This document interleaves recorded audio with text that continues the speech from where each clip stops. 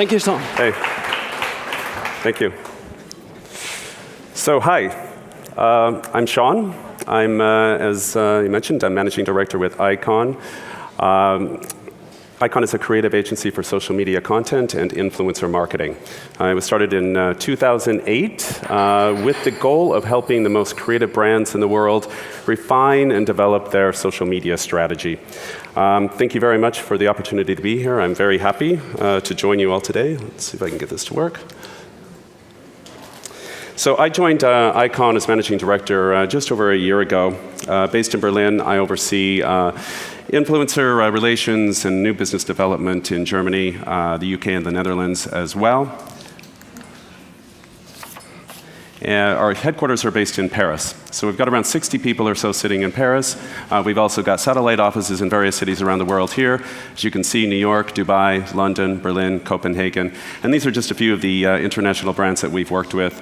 Here in Germany, we've worked with brands that include Job, Hugo Boss, Zalando, Style Bob, and quite a few others.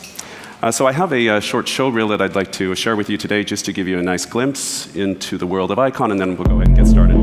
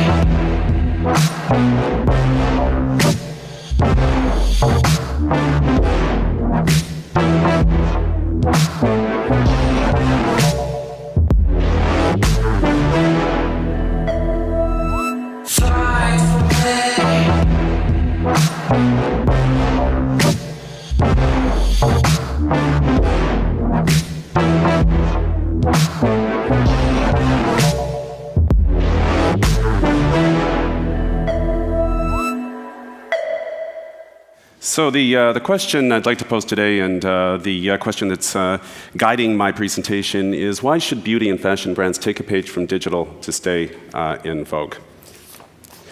I'd like to start with a quote. This is from luxury, fashion, and innovation consultant Karen Harvey of Karen Harvey Consulting. Karen is quoted as saying, "Technology companies, which are totally consumer-centric, have changed the way we relate to brands. Many fashion companies, on the other hand, still have a tendency to create an aspirational lifestyle and assume that if consumers want to be a part of that, they will just follow the brand. It's not always true. Let's talk about why. So I'd like to present a company that I'm very fond of here as being a true leader in consumer centricity, and that's Tesla. The company is led by Elon Musk, who's the company's current CEO. It's interesting to note that when Tesla went public in 2010, it was the first car company to do so since Ford did that in 1956. They've gone on to produce a number of vehicles and are now producing solar-powered batteries for the home as well. So I have this slide here because I think it's very interesting to note that Mr. Musk here has almost 10 million followers on Twitter. I'm not sure if you can see this. The brand itself has 1.48 million. So there is a lot of love for the brand itself, but much more love being shown for the CEO. And this is really, I think consumers are really interested in knowing who is behind the brand now. Mr. Musk has always put customers first as well, in many cases responding to customer feedback personally.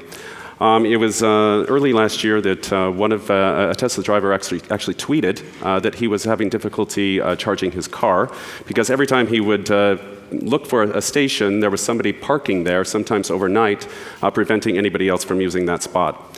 Mr. Musk saw this and he responded right away and he said, "You're right, this is becoming an issue. Supercharger spots are meant for charging, not parking. I'll take action." And he did. And this is actually a post from their blog that went up just a few days later where he took action and he said anybody who's leaving their car more than just 5 minutes after charging would need to pay 40 cents per minute for doing that.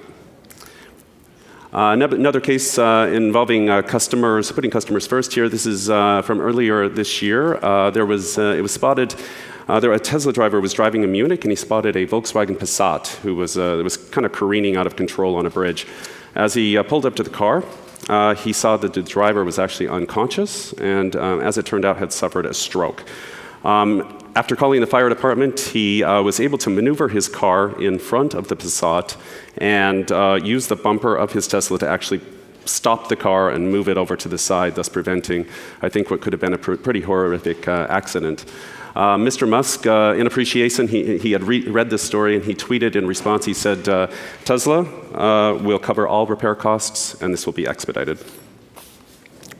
The company also gets transparency right, sharing its vision for the company, the direction for the company, strategic plans, and so forth online very openly. In 2006, before there was even a design for the car, he put the entire plan for the company online, which was really unprecedented at this time. And then in 2016, he continued with part 2 of his, what he called, secret plan.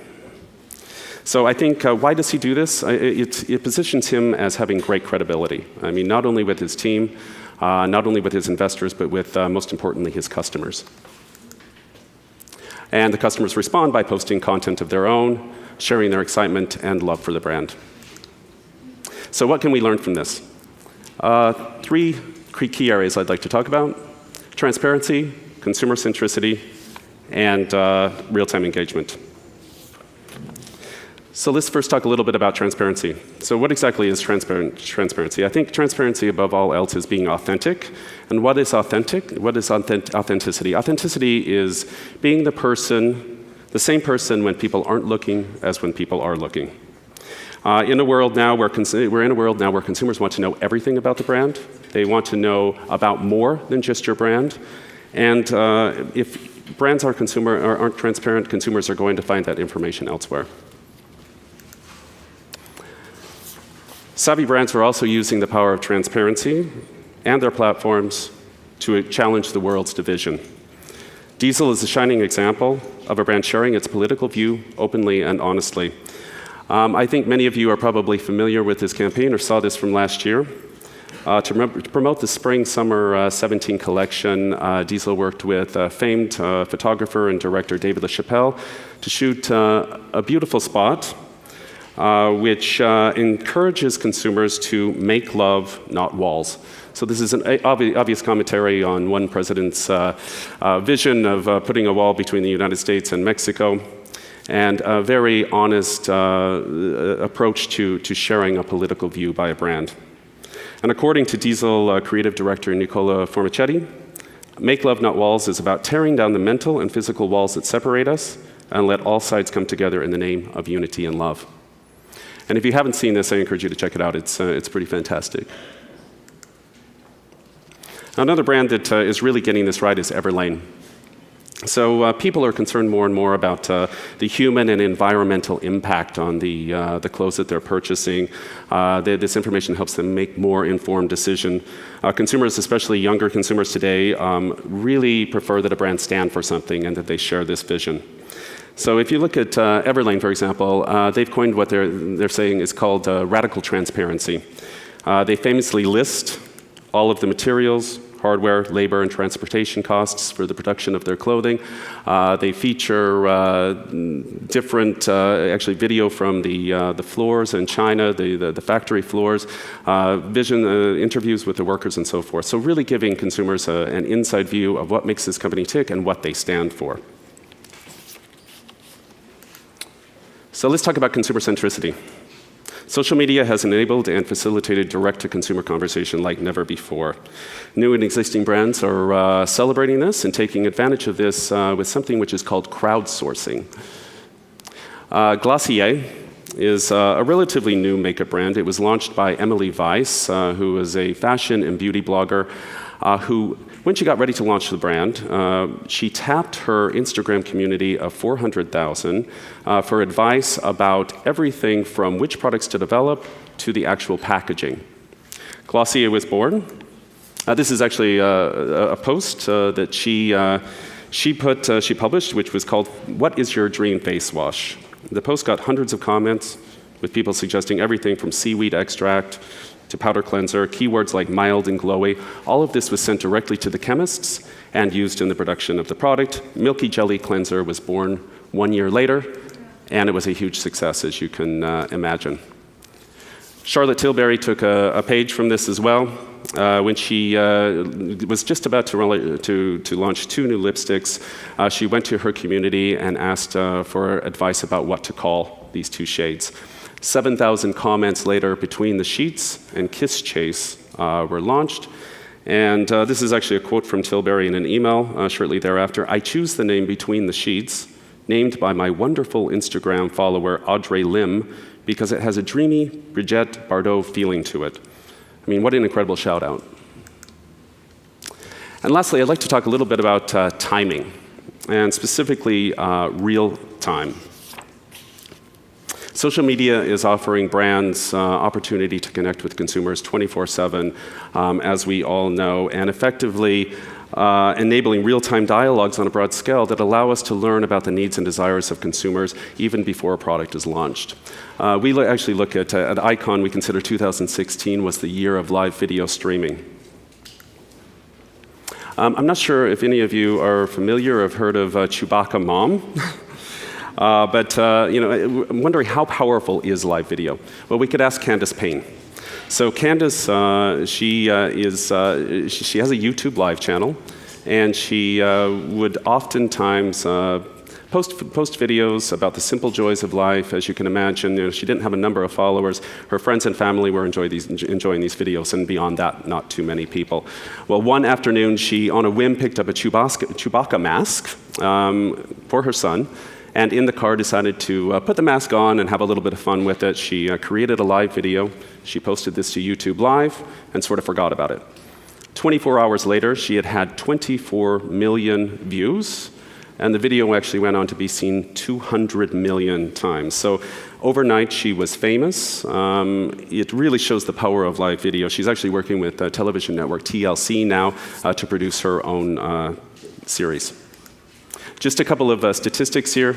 We're seeing 5 times more reach for live content over regular posted content, 10 times more comments with live streaming, and by the year 2019, it's estimated that 75% of the world's mobile traffic will be video.